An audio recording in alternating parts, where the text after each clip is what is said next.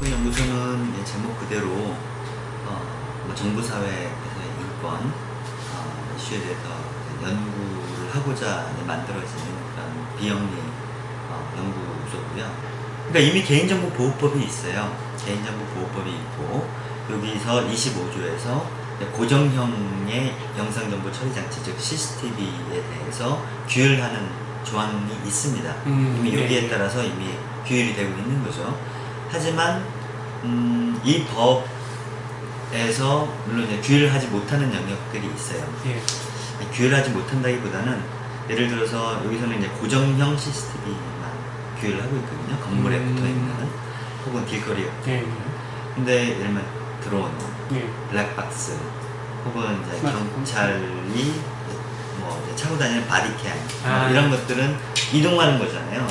이런 것들은 따로 규정은 안 돼 있어요. 통합관제센터인 경우는 이미 운영이 되고 있어요. 아시겠지만. 근데 이 개인정보보호법에 따르자면 사실은 불법이에요. 왜냐면 개인정보 보호의 가장 기본적인 원칙은 어떤 개인정보, 그러니까 여기서 개인정보라 하면 뭐 이름, 주소 이런 것 포함해서 영상정보도 이제 개인이 들어가면 개인정보가 되는 거거든요. 모든 개인정보의 가장 기본적인 원칙은 어떤 그 개인정보를 수집할 때 목적이 명확해야 되고 왜 이 정보를 수집하느냐. 그 다음에 그 목적에 맞는 한도 내에서만 이용을 해야 되고 또 수집할 때 기본적으로는 그 개인의 동의를 받게 되어 있거든요. 두 가지예요. 하나는 개인의 동의를 받던가 아니면 법에서 그런 수집을 허용하든가. 그러니까 개인의 동의 대신 법이라는 거는 이제 사회적인 합의니까 보통의 동의가 됐다라고 간주를 하는 거죠. 근데 CCTV 보험관제센터라는 거는 지금 이제 공공기관이 설치하고 있는 CCTV가 예를 들면 주차 단속용, 범죄 예방용, 무슨 쓰레기 단속용 여러 가지 다양하지 않습니까? 이런 것들을 그냥 한 곳에서 통합 관제를 하는 거예요. 그럼 통합 관제를 한다는 건 뭐냐면 열람을 한다는 거거든요, 기본적으로. 그런데 그러면 기본적으로 이제 목적 외에 열람이 되는 거잖아요. 목적 외로 그 CCTV의 내용이 그것과 상관없는 사람들한테 이제 볼 수 있게 허용을 하고 있는 거죠. 내용을 보면은 제가 보기에는 하나는 CCTV 통합관제센터 현재 불법적으로 운영되고 있는 CCTV 통합관제센터를 뭔가 이제 법적 근거를 마련해야 되겠다라는 게 하나였고 두 번째는 그러면서 행정자치부의 권한을 강화를 하고 있거든요. 여기 법안 내용 보시면 행정자치부 장관이 뭐 심의를 하고 뭐 허가를 하고 이런 것들이 되게 많아요. 이게 다 그 부처의 권한인 거잖아요. 그러니까 일종의 자기의 권한 영역을 넓히는 거죠. 그런 두 가지 의도가 있지 않나 이렇게 보는 거죠. 그렇죠. 개인정보 보호 원칙에 어긋난다는 거죠. 그래서 제3자에게 제공을 할 때 혹시 제공할 필요가 있을 때 이제 약간 그 가려주는 거고요. 그냥 지금 실시간으로 이렇게 촬영되고 있는 걸 보는 거는 당장 블러 처리를 할 수는 없잖아요. 근데 이 법을 떠나서 지금도 이미 개인정보 보호의 주무부처가 행정자치부예요.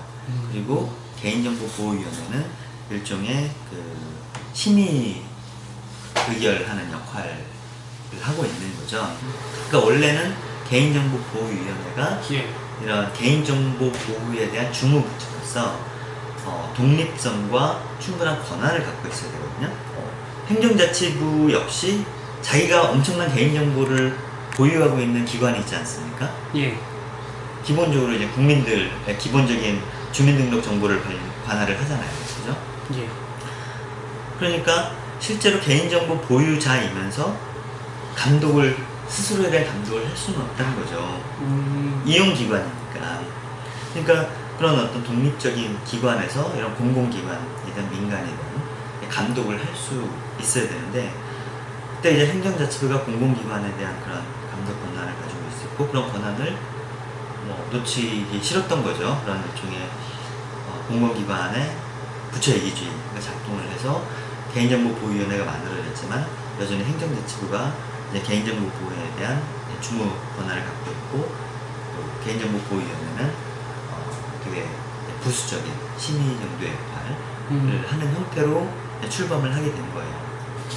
대통령이 후보 당시에 이제 개인정보보호위원회 독립성과 권한 강화에 동의를 했어요. 그래서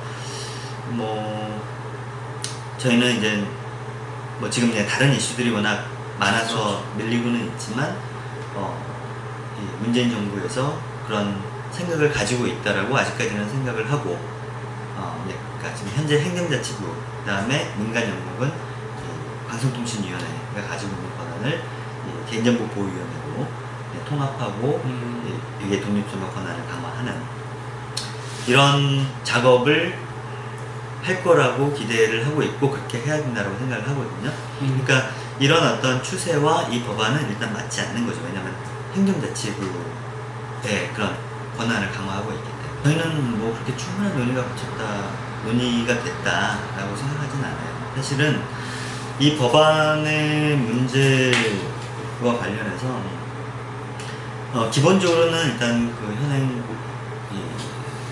그 통합관제센터를 법적 근거를 마련하기 위한 목적이 있다고 보고, 근데 일단 법 체계상으로는 굳이 개인영상정보보호법을 만들 필요가 있을까라는 생각이 들어요. 왜냐면 뭐 개인정보보호법이 있는데 그러면 뭐 다 또 세부적으로 영상이면 영상, 뭐 의료정보면 의료정보 다 세부적인 특별법을 만들어야 되느냐. 기본적으로는 하나의 법 체계 내에서 이 소화를 하는 게 개인정보 보호 원칙이라는 어떤 일관성을 유지하면서 공통규범을 유지하면서 뭐 특수한 부분은 이제 별도의 조항을 통해서 처리를 하면 되는 거니까 법체계상으로도 이제 그게 맞지 않느냐라는 생각이 들고요.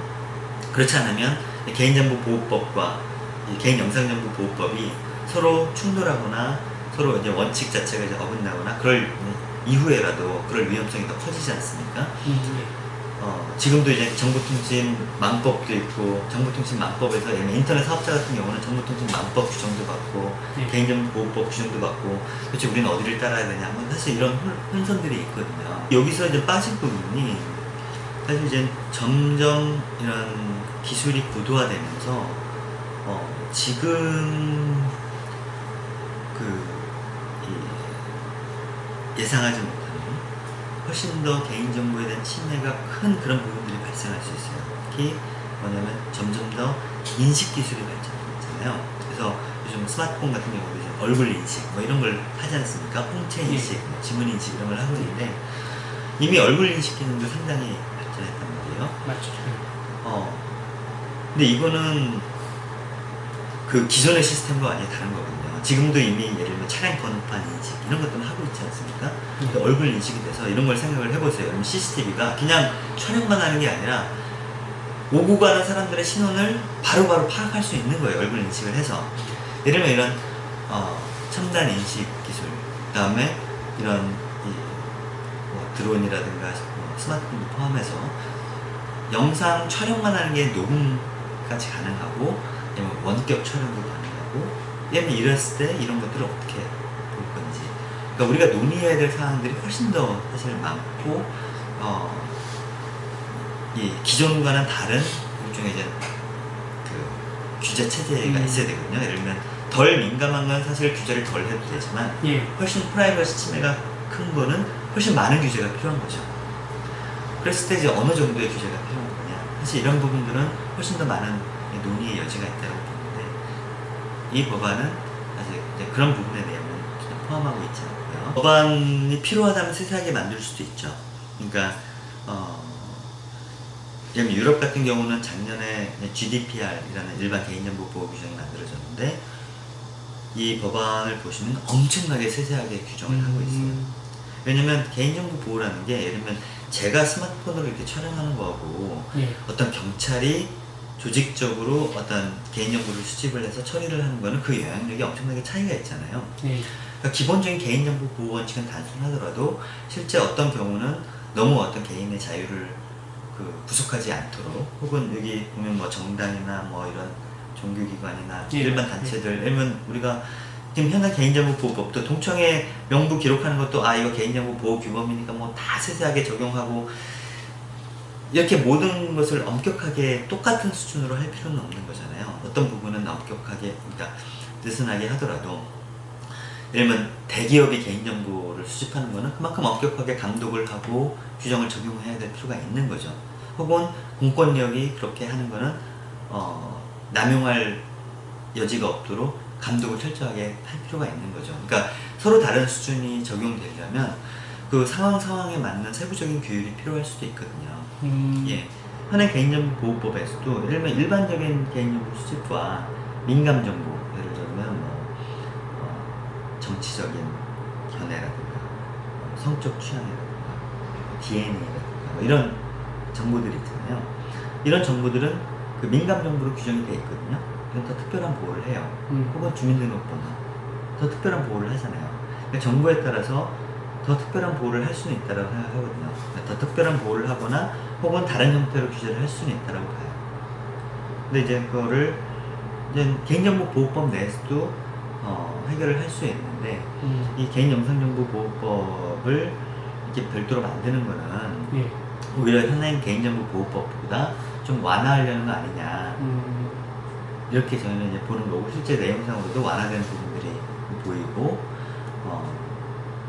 그리고 이제 행정자치부의 행정안전부의 권한을 좀 강화시키는 그런 방향으로 되어 있는 거 아니냐, 이런 부분들을 제가 비판을 하는 거죠. 개인정보 아까 수집에 있어서는 예. 동의가 전제가 된다고 했잖아요. 예. 그 동의의 일종의 그 개인정보를 재산으로 보는 거래가 포함될 수도 있죠. 동의의 전제. 동의, 지금도 이미 가능하다는 거예요. 동의가 되면. 동의 없이 자꾸 이제 그런 걸 하려고 하니까 이제 문제가 되는 건데, 예. 동의가 전제가 된다면 일종의 이제 그런 거래도 가능하죠. 물론 뭐 여러 가지 요건들이 있겠죠. 충분히 이제 설명을 하고, 그러니까 informed consent라고 하죠. 그냥 그렇게 돼 있느냐, 그냥 막 읽지도 않는 약관에 형식적으로 혹은 어쩔 수 없이 하는 동의냐, 뭐 이런 거에 따라 차이는 있겠지만 어쨌든 그 동의가 전제가 된다면 그런 것도 영상정보뿐만이 아니라 다른 것도 이제 가능할 수 있죠.